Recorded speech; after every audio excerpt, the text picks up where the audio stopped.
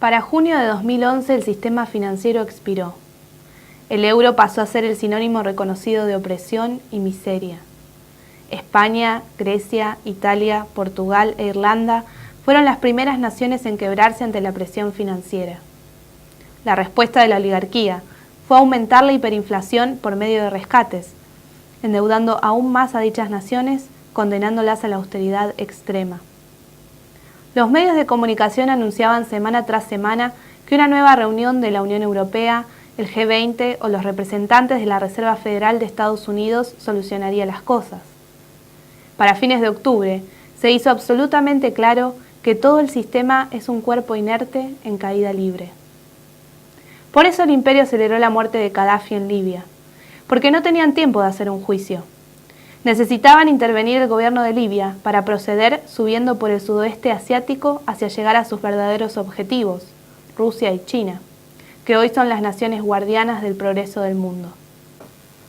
LaRouche denunció todo esto a fines de octubre de 2011, exponiendo internacionalmente la posibilidad de una inminente guerra termonuclear. Haciéndose eco de LaRouche, los comandantes del ejército estadounidense bloquearon hasta ahora todos los intentos de Obama para empezar un conflicto contra Irán y Siria. Los rusos y los chinos también hicieron lo suyo, liderando la discusión diplomática. Gracias a estas intervenciones, la cuestión quedó tan expuesta que hoy nos encontramos en una situación algo diferente. El hecho de que la organización terrorista Al-Qaeda, el supuesto enemigo número 1 de Estados Unidos, está exigiendo, al igual que el propio presidente Obama, la destitución del presidente sirio Bashar Assad, deja a la vista la realidad de que ambos siguen un libreto de desestabilización política y búsqueda de conflicto que alguien más les está dictando. Y ese alguien es el Imperio Británico. El 17 de febrero se publicó en la cadena Russia Today que nada menos que el director de Inteligencia Nacional de Estados Unidos, James Clapper, admitió que Al-Qaeda está involucrada en la oposición siria. La nota informa que la semana pasada Clapper describió a una oposición siria que opera en gran medida desde los países limítrofes, en respuesta a las preguntas del Comité de Servicios del Ejército del Senado estadounidense. Además, dijo que los bombardeos suicidas en la ciudad siria de Alepo se dirigieron hacia blancos que eran instalaciones de seguridad e inteligencia del gobierno sirio. Incluso el secretario de Defensa de Estados Unidos, Leon Panetta, fue interrogado sobre este testimonio durante una conferencia de prensa. Obviamente sus respuestas fueron vagas y ambiguas, y lo resolvió diciendo que ahora la situación en Siria es mucho más grave. Pero la realidad es que están acorralados por sus propias mentiras. Sin embargo, si no terminamos ya mismo con esta amenaza imperial de la oligarquía, el plan va a seguir su curso. Los británicos están procediendo sin esconderse. La máscara se cayó, pero ellos siguen avanzando. Su estrategia es utilizar la Operación Democracia, que consiste en alegar razones de autoritarismo para tirar abajo un gobierno legítimo. Eso es lo que hicieron con Gaddafi, lo que pretendían hacer con Assad y lo que ahora abiertamente están haciendo contra Putin de Rusia. Las próximas elecciones presidenciales en Rusia, que se llevarán a cabo el domingo 4 de marzo, son el nuevo punto límite para el lanzamiento de un conflicto termonuclear general. Si el actual primer ministro y candidato a presidente Vladimir Putin, un antibritánico y defensor declarado del desarrollo económico, gana las elecciones presidenciales, los británicos lanzarán la guerra o atentarán contra su vida, desatando de esta forma el caos. Esta fue la clara advertencia de Lyndon LaRouche en su última videoconferencia el 18 de febrero. If prospective President Putin is elected, I don't think the British Obama will let him survive. And the way that will happen is just think of all these weapons, these thermonuclear weapons, just those in the U.S. Navy capability. Do you have any idea what that capability is? Do you consider what happens if they intend to do that? Las últimas reacciones internacionales contra Putin nos dan una imagen muy clara de lo que se pretende. El gobierno de Estados Unidos denunció las últimas elecciones parlamentarias en Rusia, declarándolas fraudulentas, antes de que se hiciera la inspección sobre los resultados. Obama obligó a Hillary Clinton a emitir declaraciones, hablando de un posible fraude en las elecciones. antes de realizar cualquier tipo de investigación al respecto. Esto rompió la única buena relación oficial que quedaba entre la política diplomática rusa y la estadounidense. Las movilizaciones anti-Putin que se vieron el pasado mes de diciembre en Rusia fueron financiadas por organizaciones extranjeras, como el mismo Putin lo señaló. La gente no salió espontáneamente a las calles, sino que las consignas se crearon y promocionaron desde las redes sociales, por medio de fondos de ONGs pertenecientes a Soros y Gorbachev, entre otros. Además, el gobierno títere de Obama acaba de nombrar un nuevo embajador a Rusia. Se trata de Michael McFaul, un personaje que hace años viene hablando de que Rusia tiene que democratizarse y afianzar de una vez por todas la revolución liberal que surgió después de la caída de la Unión Soviética. Es decir, liberalizar por completo la economía y abandonar todo tipo de soberanía. Al llegar a Rusia, McFaul, antes de reunirse con cualquier funcionario público, se reunió con los partidos de la oposición liberal rusa, una clara muestra de hostilidad al gobierno de Putin y Medvedev. La televisión pública rusa atacó al enviado de Obama, exponiendo sus extensos escritos en contra del primer ministro Putin, especialmente en su libro llamado La Revolución Rusa Inconclusa. Luego la emisora dejó planteada la pregunta de si el embajador McFaul había llegado a Rusia para terminar la revolución, es decir, terminar con el gobierno de Putin. Hace 2 semanas, medios como el Financial Times y otros atacaron ferozmente a Putin diciendo «Putin ya está muerto». Esto no es solo una nota de opinión, sino un epitafio a la tumba de alguien, que ciertamente todavía no murió. El primer ministro Putin y el presidente Medvedev han adoptado políticas para evitar la guerra termonuclear, en respuesta a las provocaciones sobre Siria e Irán y la construcción de un sistema de defensa misilístico de la OTAN cercano a las fronteras rusas en Europa. Pero no solamente por eso se ataca el liderazgo de Vladimir Putin, sino que se lo ataca porque ha hecho enfurecer al eje Londres-Wall Street por haber evitado la subyugación total de Rusia y sus vecinos al saqueo completo por parte de los intereses financieros extranjeros. Pero sobre todo, porque en la historia con frecuencia los intereses imperiales atacan a los líderes políticos y a los países soberanos, no por lo que han logrado hasta la fecha, sino porque podrían llegar a ser más independientes, a estar más orientados hacia sus intereses nacionales y sobre todo porque en un futuro próximo podrían convertirse en un impedimento mayor a los designios imperiales.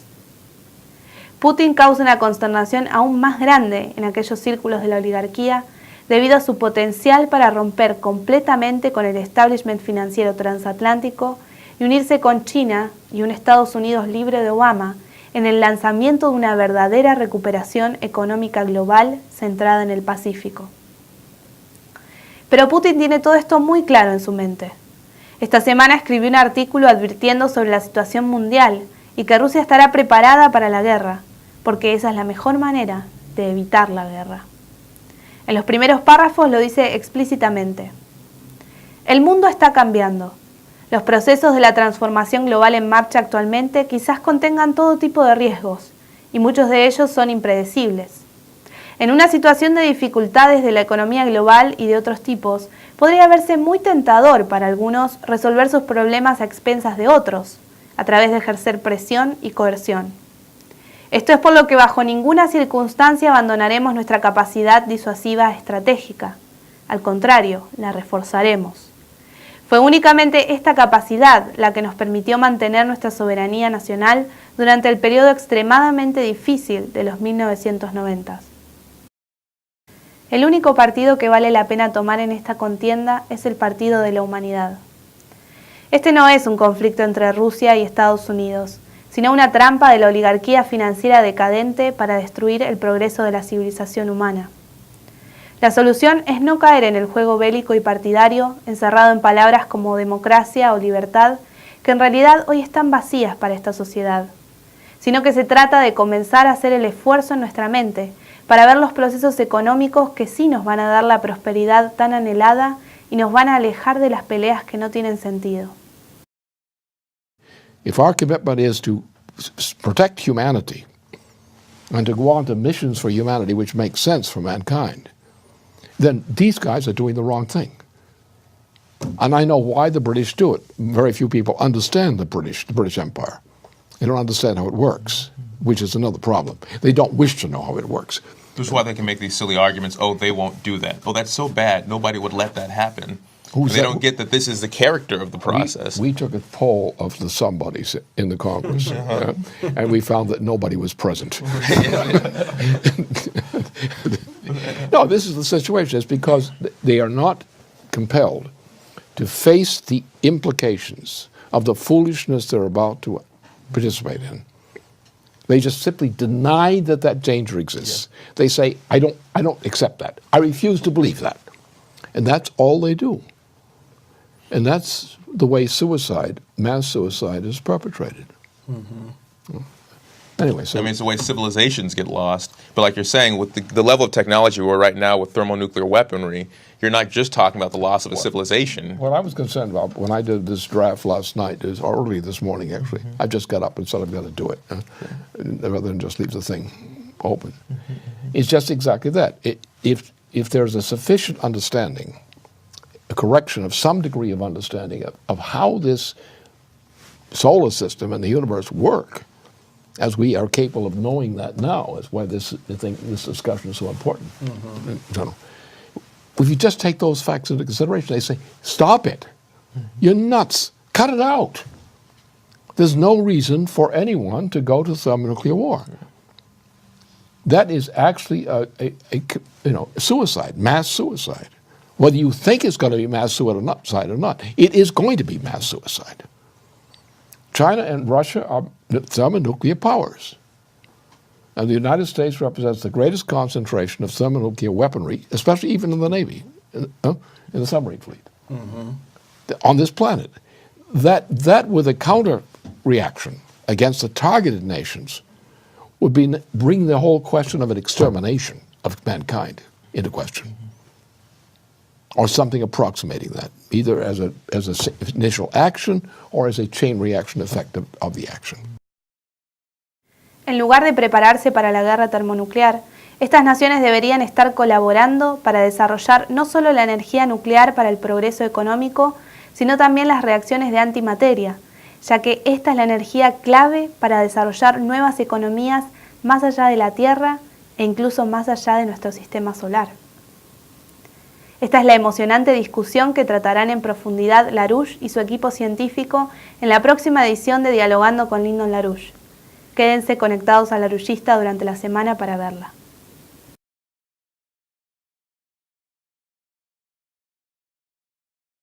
A fines de octubre se hizo absolutamente claro que todo el sistema es un cuerpo inerte en caída libre. Por eso el imperio aceleró la muerte de Gaddafi en Libia, porque no tenían tiempo de hacer un juicio. Necesitaban intervenir el gobierno de Libia para proceder subiendo por el sudoeste asiático hacia llegar a sus verdaderos objetivos, Rusia y China, que hoy son las naciones guardianas del progreso del mundo. A estas intervenciones, la cuestión quedó tan expuesta que hoy nos encontramos en una situación algo diferente.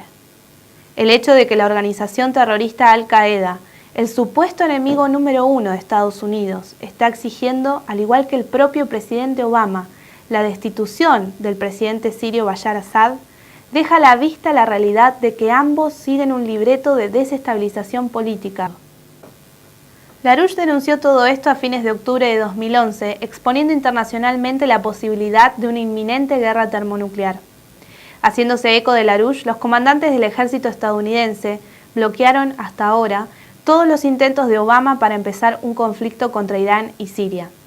Los rusos y los chinos también hicieron lo suyo, liderando la discusión diplomática. Gracias a